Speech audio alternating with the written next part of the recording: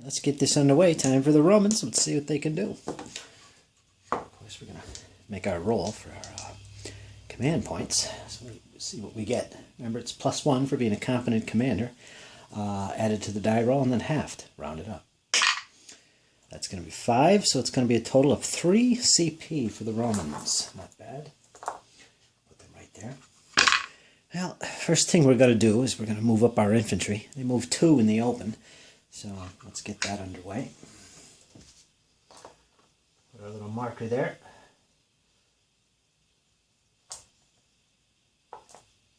That'll put me just behind my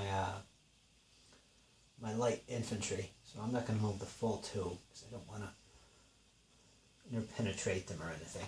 I want them to stay where they're at and shoot their javelins. So right here is going to be fine, and we're going to be right outside of the threat zone of the enemy, and we will not provoke a spontaneous charge like we did. But unfortunately, the light infantry, unless I move them out of there, will continue to cause that spontaneous charge to apply.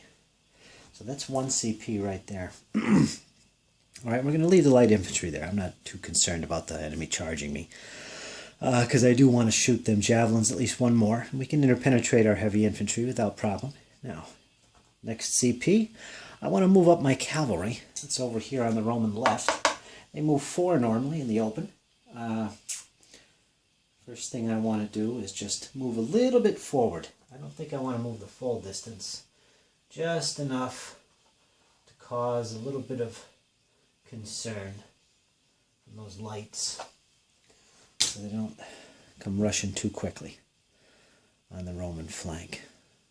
So that's a second CP. I got 1 left. I think what I'm going to do is I'm going to move up my allies here, my medium infantry, the Gauls. They move 3, and this is rough terrain. That doesn't slow them down, so they're still going to continue to move 3. They do good in that kind of terrain, so I'm not afraid of his chariots or anything like that, because his chariots will not do very well in this terrain. Might as well be suicide for him to rush in there with his chariots. Any cavalry, really. So, there we go.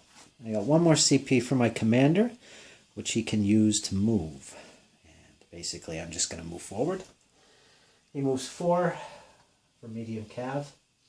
I'm just going to move 2. That'll put him right there, nice little central position.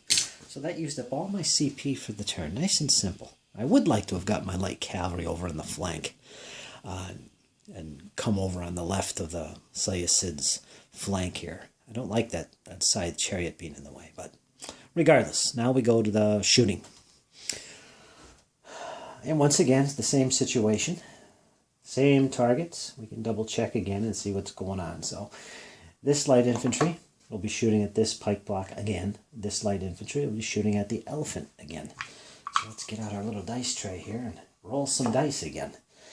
Back of the Seleucids. I'll do this one first against the pikes.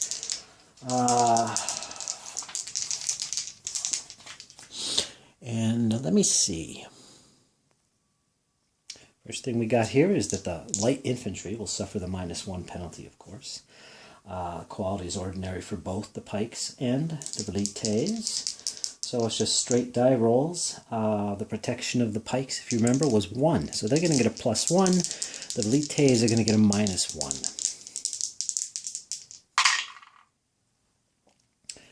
And the velites scored a total of 3. And the Seleucids scored a total of 4. One of the modifiers on here under shooting is shooter is disordered. It does not apply if the target is disordered, which this unit is because of this cohesion hit. So, there was no damage done. Now we'll do the second shooting, which is this velites against these elephants. Now, once again, these elephants are elite. They're going to get a bonus on their die roll of +1 if they roll a 1 to 3. Any other modifiers? We got the -1 for the velites shooting. I believe that's it. So the Romans scored a 1 in total with their negative modifier. And the elephants scored a 5 plus their protection of 0. And they didn't get the bonus for the being elite because they rolled high enough. So, no damage once again. So shooting is done. And at this point, that concludes the Romans' turn. There's no more shooting. And incidentally, if we look over here on the flank, because shooting is simultaneous and both sides do it, we have to keep track of the enemy as well. And he's got 2 bow units. This light horse has bows, and so does this light infantry unit. They both have bows, and the range on those is 2. So we can double check that and see that the Roman cavalry is just out of range. So they wouldn't actually fire either. So, yeah, that's it, folks. Now we go back to the Seleucids, and they get to roll for their command points. Let's see what happens.